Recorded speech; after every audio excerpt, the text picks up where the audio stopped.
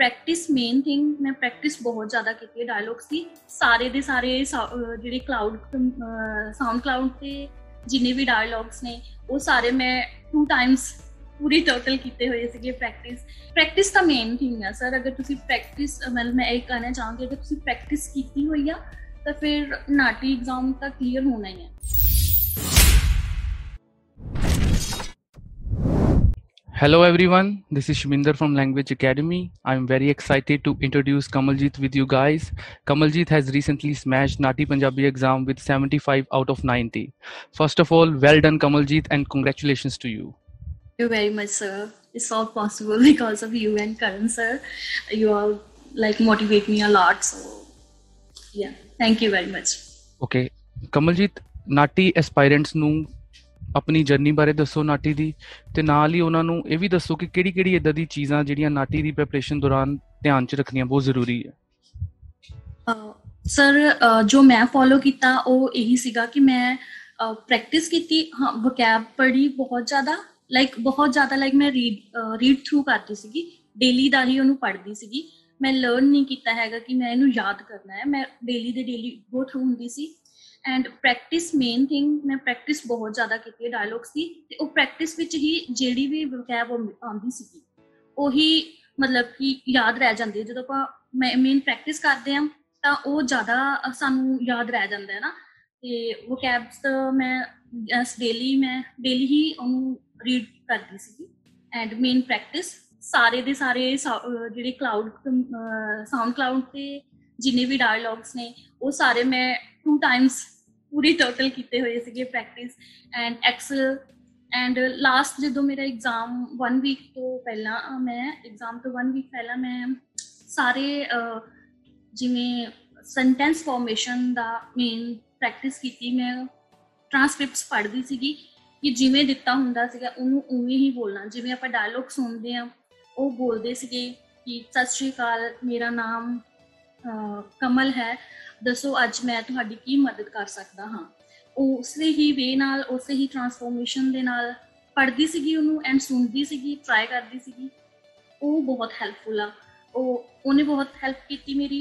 ਇੱਕ ਤਾਂ ਮੈਂ ਬਹੁਤ ਫਾਸਟ ਬੋਲਦੀ ਹਾਂ ਅਦਰਵਾਈਜ਼, ਬਟ ਉਹਦੇ ਨਾਲ ਤੁਸੀਂ ਡਾਇਲੌਗ ਸਲੋ ਬੋਲਦੇ ਹੋ, ਇੱਕ ਪੇਸ ਵਿੱਚ ਬੋਲਦੇ ਹੋ ਐਂਡ ਸਲੋ ਹੁੰਦਾ ਇਸ ਕਰਕੇ ਤੁਹਾਨੂੰ ਸੋਚਣ ਦਾ ਥੋੜ੍ਹਾ ਟਾਈਮ ਮਿਲ ਜਾਂਦਾ ਹੈ ਕਿ ਹਾਂ ਇੱਥੇ ਮੈਂ ਵੋਕੈਬ ਐਡ ਕਰਨੀ ਹੈ।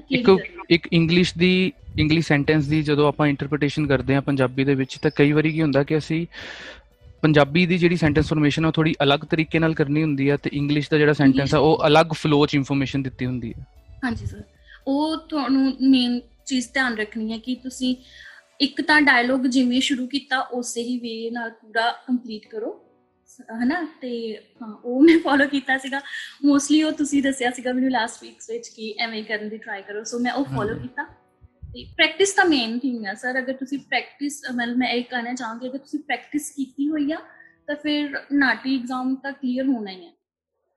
Okay, very important thing guys, practice is the key to success. Yes.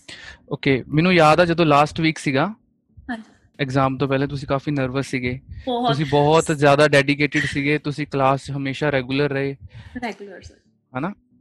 ਤੁਸੀਂ ਉਸ ਤੋਂ ਬਾਅਦ ਮੈਨੂੰ ਮੈਸੇਜਿਸ ਵੀ ਕੀਤੇ ਕਿ ਸਰ ਐਕਸਟਰਾ ਸੈਸ਼ਨਸ ਲਗਾਓ, ਐਕਸਟਰਾ ਮੌਕਸ ਲਗਾਓ, ਤੇ ਅਸੀਂ ਪੂਰੀ ਮਤਲਬ ਤਿਆਰੀ ਕੀਤੀ ਕਿ ਨਹੀਂ ਤੁਹਾਡੇ ਐਕਸਟਰਾ ਸੈਸ਼ਨਸ, ਐਕਸਟਰਾ ਮੌਕਸ ਹੋਣ, ਆਪਣੇ ਵੱਲੋਂ ਮੇਕ ਸ਼ੋਰ ਕੀਤਾ। ਪਰ ਤੁਹਾਡਾ ਵੀ ਐਫਰਟ ਸੀਗਾ, ਤੁਸੀਂ ਪੂਰੇ ਡੈਡੀਕੇਟਿਡ ਰਹੇ ਹੋ। ਹਾਂਜੀ ਸਰ, ਜਿਹੜੇ ਲਾਸਟ ਤੇ ਐਕਸਟਰਾ ਸੈਸ਼ਨ ਲੱਗੇ ਸੀ ਉਹ ਬਹੁਤ ਮੈਨੂੰ ਉਹਨਾਂ ਨੇ ਹੈਲਪ ਕੀਤੀ, ਕਿਉਂਕਿ ਸਾਨੂੰ ਮੋਟੀਵੇਟ ਕਰਨ ਵਾਲਾ ਵੀ ਮੇਨ ਹੈ ਨਾ ਪਰਸਨ ਹੁੰਦਾ ਕਿ ਹਾਂ ਆਉਂਦਾ ਹੈ ਸਾਨੂੰ, ਬਟ ਕੋਈ ਕਹਿਣ ਵਾਲਾ ਹੋਣਾ ਚਾਹੀਦਾ ਕਿ ਨਹੀਂ ਤੁਸੀਂ ਕਰ ਲਓਗੇ, ਤੁਹਾਡਾ ਹੋ ਜਾਏਗਾ। ਉਹ ਵੀ ਕਾਫੀ ਕੌਨਫੀਡੈਂਟ ਆ ਜਾਂਦਾ ਹੈ। ਸੋ ਓਕੇ, ਤੇ ਤੁਹਾਡਾ ਸਰ ਨੇ ਕਾਫੀ ਹੈਲਪ ਕੀਤੀ ਇਸ ਚੀਜ਼ 'ਚ। ਤੁਸੀਂ ਆਪਣੇ ਲੈਂਗੁਏਜ ਅਕੈਡਮੀ ਦੀ ਆਨਲਾਈਨ ਕਲਾਸਿਸ ਦੇ ਐਕਸਪੀਰੀਅੰਸ ਬਾਰੇ ਵੀ ਸ਼ੇਅਰ ਕਰੋ ਵਿਊਜ਼। ਸਰ ਮੈਂ ਕਲਾਸ ਇੱਕ ਵੀ ਨਹੀਂ ਮਿਸ ਕੀਤੀ। ਮੈਂ 1 ਮੰਥ ਕਲਾਸਿਸ ਲਗਾਈਆਂ ਅਤੇ ਉਹਦੇ ਵਿੱਚ ਮੈਂ ਇੱਕ ਵੀ ਕਲਾਸ ਮਿਸ ਨਹੀਂ ਕੀਤੀ ਹੈਗੀ। ਲਾਈਕ ਜਿਹੜੇ ਰਿਪੀਟ ਹੁੰਦੇ ਸੀਗੇ ਡਾਇਲੋਗ, ਉਹ ਤਾਂ ਓਬਵੀਅਸਲੀ ਆਪਾਂ ਇੱਕ ਹੀ ਡਾਇਲੋਗ ਕਰਨਾ ਹੁੰਦਾ ਇੱਕ ਵੀ। ਸੋ ਮੈਂ ਕੋਈ ਵੀ ਕਲਾਸ ਮਿਸ ਨਹੀਂ ਕੀਤੀ। ਅਤੇ ਕਲਾਸ ਦਾ ਫਾਇਦਾ ਹੈ ਸਰ ਇਹ ਆ ਕਿ ਜਦੋਂ ਆਪਾਂ ਦੂਜਿਆਂ ਨੂੰ ਸੁਣਦੇ ਹਾਂ, ਦੂਸਰਿਆਂ ਨੂੰ, ਸਾਨੂੰ ਪਤਾ ਲੱਗਦਾ ਕਿ ਹਾਂ ਉਸਨੇ ਇਸ ਵੇ ਨਾਲ ਬੋਲਿਆ ਅਤੇ ਉਹਨੇ ਕਿੰਨਾ ਵਧੀਆ ਬੋਲਿਆ ਅਤੇ ਮੈਂ ਵੀ ਉਵੇਂ ਬੋਲਣਾ। ਐਂਡ ਅਗਰ ਕੋਈ ਗਲਤੀ ਕਰ ਜਾਂਦਾ ਫਿਰ ਸਾਨੂੰ ਪਤਾ ਲੱਗਦਾ ਕਿ ਹਾਂ ਇਹਨੂੰ ਇਸ ਚੀਜ਼ ਤੇ ਸਰ ਨੇ ਐਵੇਂ ਬੋਲਿਆ ਤੇ ਮਤਲਬ ਗਰੁੱਪ ਸਟੱਡੀਜ਼ ਵਿੱਚ ਫਾਇਦਾ ਹੁੰਦਾ, ਤੁਸੀਂ ਦੂਸਰਿਆਂ ਦੀ ਗਲਤੀਆਂ ਤੋਂ ਸਿੱਖਦੇ ਹੋ। ਇੱਕ ਤਾਂ ਸਮ ਟਾਈਮ ਸਾਨੂੰ ਪਤਾ ਨਹੀਂ ਹੁੰਦਾ ਕਿ ਹਨਾ ਵੋਕੈਬ ਦਾ ਵੀ, ਚਲੋ ਵੋਕੈਬ ਤਾਂ ਆਪਾਂ ਗਰੁੱਪ ਵਿੱਚ ਹੋ ਜਾਂਦੀ ਡਿਸਕਸ, ਬਟ ਜਦੋਂ ਆਪਾਂ ਸੈਂਟੈਂਸ ਕਰਦੇ ਆ ਇਨ ਗਰੁੱਪ ਕਲਾਸ ਵਿੱਚ ਸਟੱਡੀ ਕਰਦੇ ਆ ਤਾਂ ਬਹੁਤ ਫਾਇਦਾ ਹੁੰਦਾ, ਦੂਜਿਆਂ ਨੂੰ ਸੁਣ ਕੇ ਆਪਾਂ ਇੰਪਰੂਵ ਕਰਦੇ ਆ। ਓਕੇ, ਮੈਨੂੰ ਯਾਦ ਹੈ ਲਾਸਟ ਵੀਕ ਤੁਸੀਂ ਮੌਕਸ ਵੀ ਬੈਕ ਟੂ ਬੈਕ ਕਾਫੀ ਲਗਾਏ ਸੀਗੇ। ਹਾਂਜੀ ਸਰ। ਤੇ ਮੌਕਸ ਦੀ ਇੰਪੋਰਟੈਂਸ ਦੱਸੋ, ਮੌਕਸ ਦੀ ਇੰਪੋਰਟੈਂਸ ਕੀ ਹੈ? ਸੋ ਮੌਕ ਦੀ ਇੰਪੋਰਟੈਂਟ ਤਾਂ ਹੈਗੀ ਆ, ਬਹੁਤ ਆ। ਐਕਚੁਅਲੀ ਕਲਾਸ ਵਿੱਚ ਕੀ ਹੁੰਦਾ ਕਿ ਸਾਨੂੰ ਕਈ ਵਾਰੀ ਜਦੋਂ ਦੂਸਰਾ ਪਰਸਨ ਬੋਲ ਰਿਹਾ ਹੁੰਦਾ ਉਹਦਾ ਸਾਨੂੰ ਪਤਾ ਹੋ ਜਾਂਦਾ, ਐਡਵਾਂਟੇਜ ਹੋ ਜਾਂਦੀ ਆ ਕਿ ਹਾਂ ਅਗਰ ਮੈਂ ਇਹ ਚੀਜ਼ ਮਿਸ ਕੀਤੀ ਉਹਨੇ ਬੋਲ ਦਿੱਤੀ, ਮੈਂ ਜਲਦੀ ਹਾਂ ਲਿਖ ਲਿਆ ਕਿ ਇਹ ਹੈਗਾ ਸੀਗਾ। ਬਟ ਮੌਕ ਵਿੱਚ ਤੁਹਾਨੂੰ ਐਕਚੁਅਲ ਵਿੱਚ ਪਤਾ ਲੱਗਦਾ ਹੈ ਕਿ ਹਾਂ ਤੁਸੀਂ ਕਿੱਥੇ ਕਿ ਚੀਜ਼ ਸਟੈਂਡ ਕਰ ਰਹੇ ਹੋ, ਤੇ ਨਰਵਸਨੈਸ ਹੁੰਦੀ ਆ। ਬਟ ਮੈਨੂੰ ਐ ਲੱਗਦਾ ਕਿ ਮੌਕ ਵਿੱਚ ਜਿੰਨੀ ਨਰਵਸਨੈਸ ਹੁੰਦੀ ਆ ਐਗਜ਼ਾਮ ਵਿੱਚ ਬਿਲਕੁਲ ਨਹੀਂ ਹੁੰਦੀ।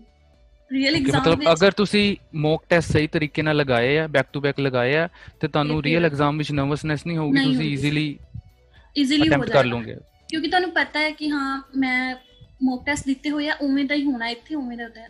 ਮੈਨੂੰ ਨਹੀਂ ਪਤਾ ਸਰ, ਐਕਚੁਅਲੀ ਮੈਂ ਮੌਕ ਟੈਸਟ ਵਿੱਚ ਸਮ ਟਾਈਮ ਨਰਵਸ ਹੋ ਜਾਂਦੀ ਸੀ, ਬਟ ਐਗਜ਼ਾਮ ਟਾਈਮ ਮੈਂ ਬਿਲਕੁਲ ਵੀ ਨਰਵਸ ਨਹੀਂ ਸੀ।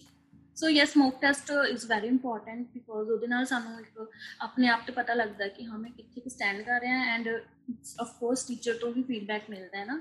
ਸੋ ਇਟਸ ਇੰਪੋਰਟੈਂਟ ਕਿ ਤੁਸੀਂ ਰੈਗੂਲਰ ਕਲਾਸਿਸ ਲਗਾਓ ਐਂਡ ਆਪਣਾ ਵੋਕੈਬ ਜਿਹੜੀ ਆ ਉਹਨੂੰ ਡੇਲੀ ਗੋ ਥਰੂ ਹੋਵੋ, ਉਹਦੇ ਵਿੱਚ ਪ੍ਰੈਕਟਿਸ ਤਾਂ ਹੈ ਹੀ, ਉਹ ਤਾਂ ਕਰਨੀ ਚਾਹੀਦੀ ਹੈ ਆਫ ਕੋਰਸ, ਉਹ ਮੇਨ ਹੈ, ਐਂਡ ਮੌਕ ਟੈਸਟ ਵੀ ਜ਼ਰੂਰੀ ਹੈ। Thank you Kamaljit for being with us.